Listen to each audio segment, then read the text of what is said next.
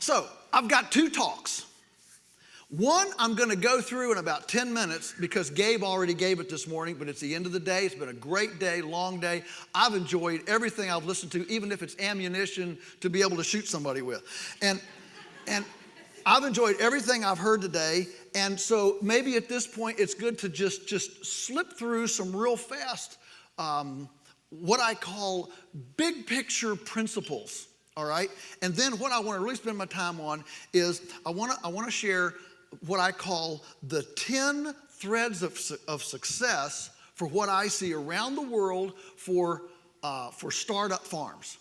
The 10 threads of success for that, because my sense, I had several other ideas here, but as I've talked to people today, I think there are a lot of newbies, wannabes, ready to go here, people that have small acreages or just ready to start. And so I think that would be kind of new information. We're about full up to here on soil. Not that, soil is not a boring subject, but, finally at the end of the day, you just can only digest so much, worm material.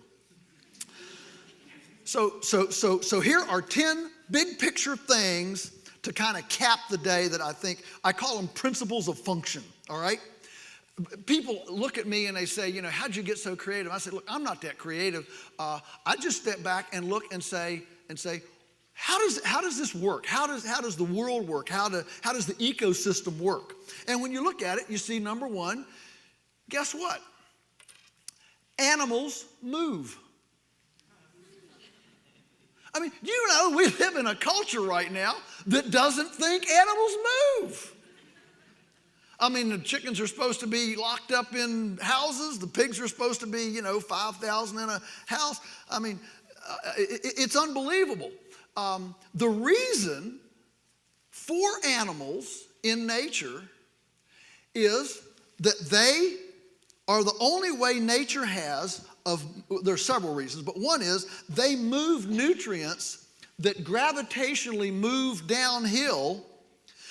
They eat in the valleys, and then they walk it in their GI tract, in their rumen, and they walk it. Imagine this being a valley and a hill. They walk up to the hill and sit here, chew on it all day. When they stand up, they poop, they stretch, they pee over here, okay? And they're moving the nutrients, the minerals and the biomass and all this stuff, or that organic matter that would gravitationally slough and move downhill. They move it back uphill, and we can be thankful for predators that make them want to come up to the hill so they can look around and see who's out there to get me. And that instinctual predator-prey relationship helps ensure this fantastic nutrient cycle. So one of the reasons for animals is for fertility democratization. Okay? And that is why, dear folks, there is no animalless ecosystem. You ever think about that? And yet we have lots of agriculture land in the U.S. trying to grow things in an animal-less system. Drive through Iowa and Illinois today, and all the fences that Grandpa had in the 30s and 40s in a multi-dimensional, multi-speciated, diversified, animal-incorporated system, the fences are gone. And you can drive for miles, and there's not a fence. We see it in our own community, and we're not nearly as, industrial ag as other places. So there is no animal-less ecosystem, and they are there to move fertility. That's one capstone. Number two, soil is fundamentally carbon-centric. And I'm going through these really fast because, like Gabe said it all this morning, I'm just reiterating it in our memory. It kind of helped to nail it down for the end of the day. Soil is fundamentally carbon-centric. It is not 10-10-10-centric, okay? It is not anhydrous ammonia-centric. Soil is fundamentally carbon-centric. So if we want to build soil, it becomes primarily an issue of carbon management. How do we get more of it? How do we keep more of it? How do we put it in the right form? It's all about carbon management, carbon centricity. Number 3,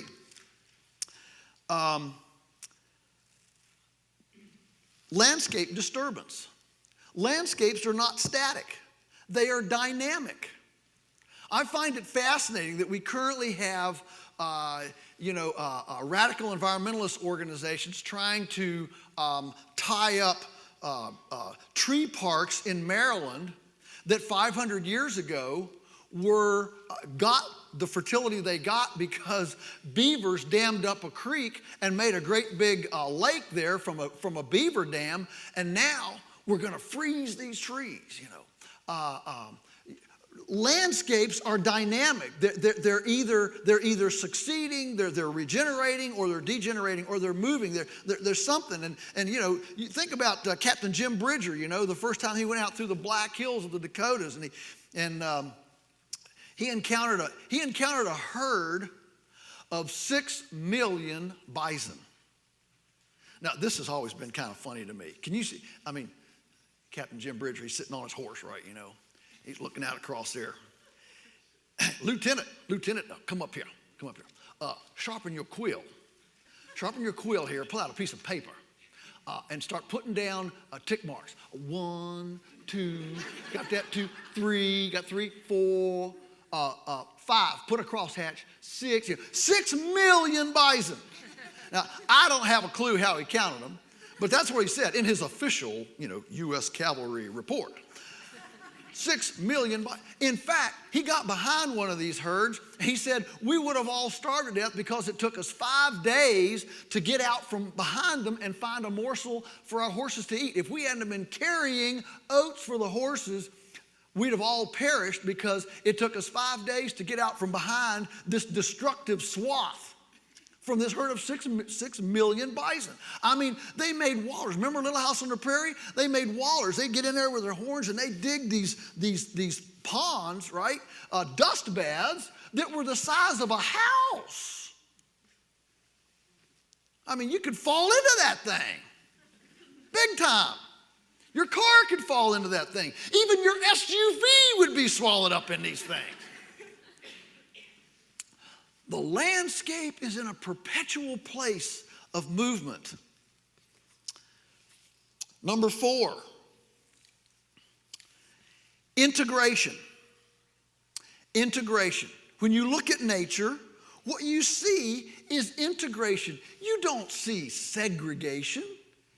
You see integration between animals and plants. You see proximate cycling. In nature there is no waste. Everything that wastes becomes the fuel or the feedstock for the next, biota, all right? There is no away in nature. It is a zero waste system. It's fundamentally integrated. It's multi-speciated. You don't see single species, you see multi-speciated.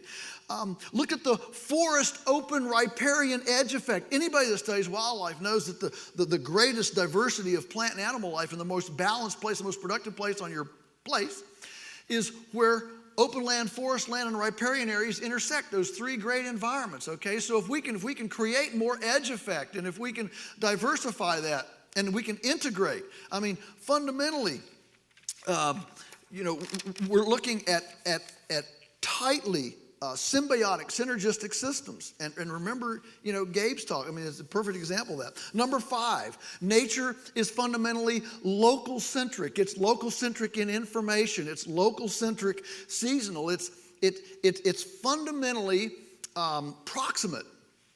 For example, right now, what we have are people getting environmental stewardship awards in like colleges, right? Because they started a food services composting program where the food comes out of dining services and it goes into these barrels. They go on a diesel truck. The diesel truck takes them out, 10 miles away to a composting site, compost it, and then we get to bring the compost back and put it around the azaleas and the rose bushes, and it's all, this wonderful thing. And we get these nice creamy plaque. You become an environmental stewardship recipient by, whatever the environmental organization is. True environmentalism would actually localize all that and create a fundamentally integrated, tied up cycle where we'd put a chicken house next to the dining services back door, and the kitchen scraps come out into the chicken house, and the chickens eat the kitchen scraps, lay eggs, the eggs go into the dining services, and this just goes back and forth, and now we don't even have to buy eggs from a factory, and we don't have to send the scraps anywhere on a diesel truck anywhere.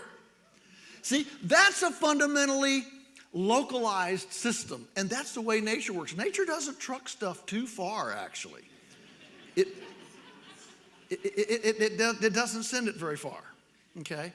So we're looking for these kinds of systems. And if I may go where angels fear to tread, we heard about the food deserts. Big urban issue. And in fact, it's a rural issue. Our county has several food deserts because people are too far away from a Coke machine. So that's how you define a food desert. And so you got this food. The answer to food deserts is not more food banks. The answer to food deserts is often they're in a rundown sort of place in town where there's a lot of vacant lots and crumbled down buildings. If you could go over to one of those lots and grow some vegetables in there, some single mom of four, in poverty there in the tenements, goes over there. She's got a little entrepreneurial, green thumb bent. All right, so she goes over there and she plants this garden, and she has some chickens and rabbits, right? And she brings that stuff in. She makes pot pies and quiche and heavy stews in her kitchen and sells it to the people around in the tenement. That's the answer to food deserts. But what if she did that? Why, if she did that, within 10 minutes, 5 bureaucrats would be knocking on her door saying, where's your HACCP plan? Where's your building permit? Where's your OSHA approved, wheelchair access? I don't think you got enough lumens in that light bulb. This is a residential area, not a business, right?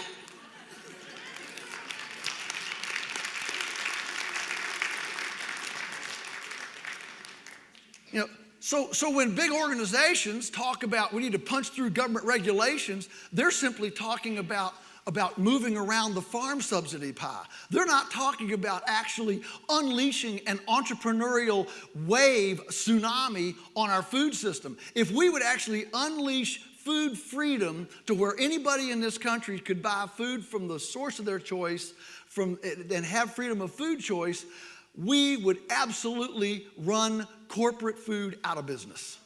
We would.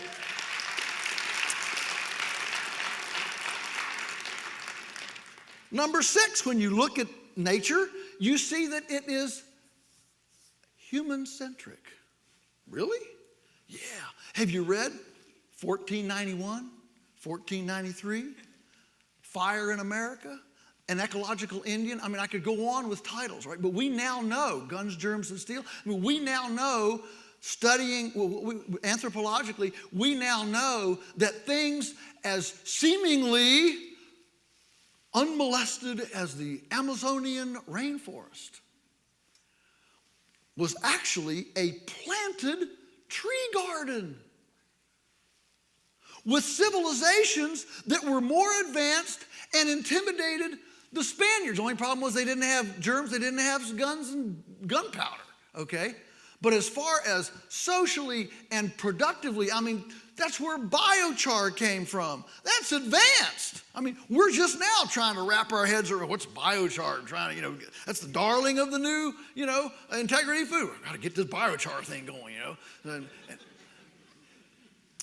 But they did it back in 700. Okay? So what we now know is that every place on the face of the earth has been touched by the hand of man. I hate to tell you. Now, unfortunately, in many, many, many places, we could argue most places, that hand has been the hand of a rapist. I get it. I understand. Okay? But it doesn't have to be that way. And we now have the technology, the know-how, and the understanding to be able to leverage our big brain and opposing thumbs in a caress and a remediation capacity, a redemptive capacity on this thing that we've raped. That's what we can do, and that's what we should be doing. And so to go to a food and farming system that has a lot of human participation. In fact, this carries on to customers. What we need is participants in the food system. And so we need a revival of domestic culinary arts. You know, we live in a time when the average American spends less than 15 minutes in the kitchen, when we are far more knowledgeable and interested in the latest dysfunction in the Kardashian family, if you can call that a family, than we are what's going to become flesh of our flesh and bone of our bones at 6 o'clock. And folks, a society that's that disconnected and disinterested and ignorant about our connection to our ecological womb will be an incredibly dysfunctional society and do all of the backlash that a lack of this kind of interest gives us from the food system. Why do we have Campylobacter, Listeria, E. coli, mad cow, all these things that we've learned to say in my lifetime? I mean, I grew up, anybody over 50, I guarantee you never heard the phrase food allergy. Never heard it. You know, if the church had a potluck,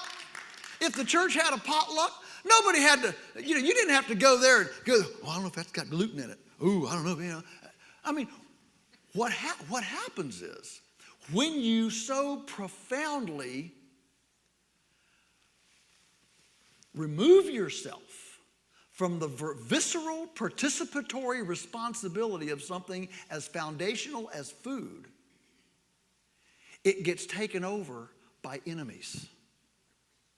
And I say enemies on purpose. The people who run those big corporations, they don't care about your health. They really don't. All they care about is stockholder wealth or whatever. They're not at all interested. It's like Wendell Berry says, what's wrong with this creates more GDP than what's right with us. I mean, in our country, we actually, when we build hospitals and a lot more people have to go to cancer doctors, we write that down as gross domestic product. We've had a good day today. You know, I'm ready for a new standard at the top of the newspaper. You know, they got the Dow Jones Industrial Average. I'm ready for the local ecology average right over here. 5 acres got paved over today. The line goes down. 2 million earthworms got destroyed by atrazine. The line goes down. I mean, but we don't even think about that. The fact is that Gabe was talking about our soil food web, and we've heard about that throughout the day. And the fact is that every single one of us is completely and utterly dependent on this incredible invisible universe under our feet. But the mycorrhizae never make it on a business plan. I mean, can you imagine going to the banker and saying, I got a business idea for you, I need some money. And the banker sits back and he says, all right, let's hear it, And, boss hog banker, right? And so you present your plan. He leans back in his big old leather bank chair. He says, well, he said, that's a real plan. He said, we're going to be millionaires. In fact, I want to be your partner. But I got one question before I sign off on this $1 million loan. What's this business going to do to the mycelium in our community? I mean, can you imagine? Good. I'm glad somebody said you could imagine. But think of how different our culture would be if we did it. All right, number 7, very quickly. Man, I'm going to run out of time. Okay, functional. What have I got? 5:30? 5. When? What is it? Number seven. I just get wrapped up in the stories. It's so fun. We've heard this today. Functional genetics. When you look at nature, what you see is functional genetics. You don't see elk being chosen by their color or by how many points they have on their antlers, or do their ears, go right or left or wobble to and fro or whatever, You don't see that in nature. I like what Elliot Coleman, guru of multi-season farming, says. He says, do you know that every morning the gazelle gets up and he stretches, and all he thinks about all day is hoping that he could run one step faster than the lion. And every day the lion gets up, big cat, right? I like cats. All right. I'm a cat guy, not a dog guy. All right. The lion gets up and he's thinking, I hope today I can run one step faster than the gazelle. That's the way nature runs. And so that's why in a herd of 5,000 zebras on the Serengeti, you won't see 20 pounds difference between those zebras. If they're bigger than that, they're too big a boiler. And as soon as the drought comes or difficulty comes, they're dead. They can't make it. Too big a boiler. If they're 20 pounds too small, they can't kick the predators, okay? And they get eaten up by predators, all right? So nature has a way of moving everything to functionality. So here we are on our farms. We're wanting to go to functional real-time genetics. Line breeding. We're picking animals that actually work for us. You heard Gabe, some of you, I heard some of the gasps when he said, those cows are out there in 4 years. And if they don't, they just die, you know? And guess what? You don't have to worry about that cow next year. You know what? That creates an adapted functional genetic for that area, okay?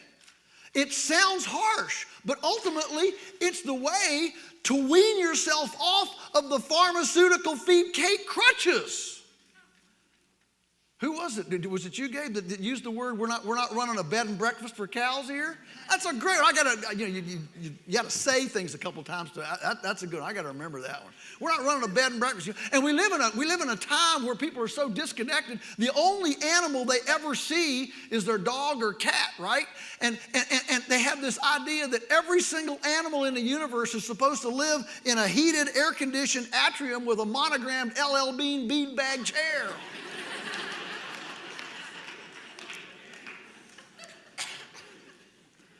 So, a couple of years ago, we spent 3 days with animal control twice dealing with 911 phone calls, people driving by of one of our farms that we rent, seeing a herd of 300 cows out there in a mob ready to move it for. We try to move about 4 o'clock every day. They're all standing there at the gate, just quietly, passively chewing their cud, but they're all right there at the gate ready to go through because they're on a routine. Look, if every day at 4 o'clock somebody called you to a bowl of ice cream, you'd start to, kind of come to where it was at 4 o'clock every day, right? So the cows, they're routine. They know what's coming. And she calls 911, there's this herd of cows there, and they're in a real tight group like a crowd, and crowds stress me, and they just look stressed to me. Well, the poor government, animal control officer, he can't say, lady, that's why they call them a herd, shut up. No, he's got to dutifully pull out the form, and start in. And then the next thing we do, we're in 3 days of negotiations and all this stuff, trying to punch through this animal abuse charge because people can see what we do. And we don't lock it up behind no trespassing signs and make people walk through sheep dip and put on a hazmat suit to come and visit their food. And if you got to do that, you might not want to eat your food. But functional genetics, this is a wildlife genetic breeding status. And when we have cows, for example, that don't fit our box and they're skinny or they're poor or they're whatever, the fact is when you start letting kind of a wildlife genetic base function, you're going to have some junk. And because we have them in electric fence in there with the mob, the wolves don't take them because they're protected. They'd be taken by the wolves, out in nature. But we have them, and we're not going to prop them up with pharmaceuticals. They either make it or they die. If we keep everything with a bunch of pharmaceutical crutches, like animal welfare approved demands. That's why we're not certified by animal welfare approved. They want you to heroically save every single animal out there. And if you don't, it's abusive. It's nuts. Because how are we going to find out functional genetics unless we kick some crutches out and let stand who stands?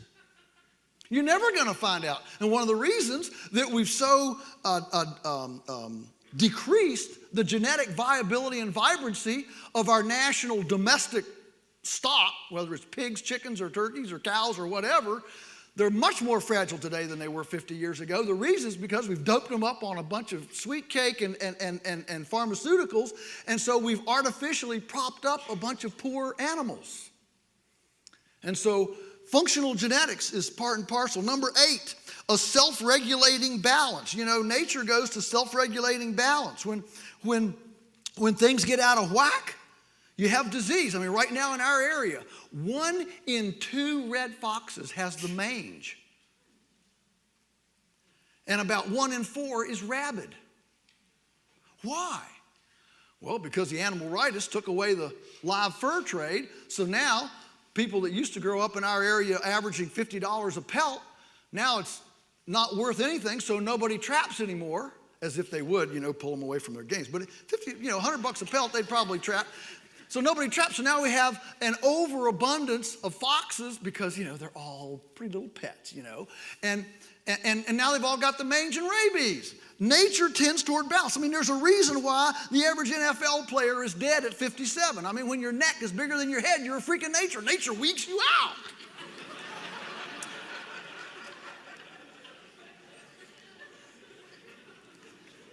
Here's the deal. Nature's default position is wellness. See, we live in a time where agribusiness and industrial agriculture and our, you know, great PhDs and all that, you know, most of them, they assume that nature's default position is sickness.